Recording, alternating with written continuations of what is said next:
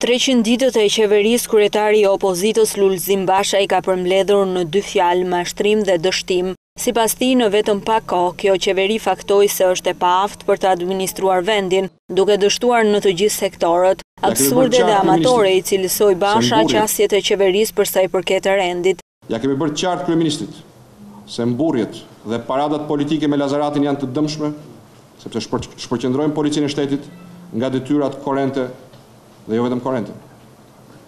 Dhe ja ku mbriti atentati i tmerrshëm mafioz kundër Artan Santos, mund mes të qendrës politike, administrative dhe financiare të kryeqytetit. Kjo vrasje ka dhënë mesazhin e rëndë se krimi nuk e llogarit fare rendin e kësaj qeverie dhe godet ku të doj e kur të doj.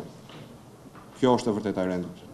Ndërhyrja e policisë në Lazarat, sipas Bashës, erdhi si presion i opozitës dhe i ndërkombëtarëve.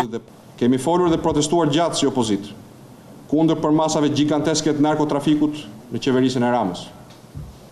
Operacioni i policisë shtetit Lazarat u ndërmor në sfondin e një Shqipërie të tërë në këmbë kundër drogës, të presionit të opozitës, të presionit ndërkombëtar. Duke u ndalur në një analizë të hollësishme të ekonomisë në vend, kryeopozitari Basha tha se shifrat flasin për një përkeqësim të situatës. Sipas tij, qeveria ka dështuar në mbledhjen e të ardhurave, por edhe me hapjen e vendeve të reja të punës. Bazuar në analizat krahasimore dhe nëse vazhdon me këto ritme, të ardhurat e këtij 5 mujorit qeverisë projektojnë një deficit pritshëm deri në fund vitit prej 150 deri në 200 milion dollar. Përballë kësaj situate, Basha tha se detyra e opozitës është që të shkurtojë ditët kësaj qeverisjeje.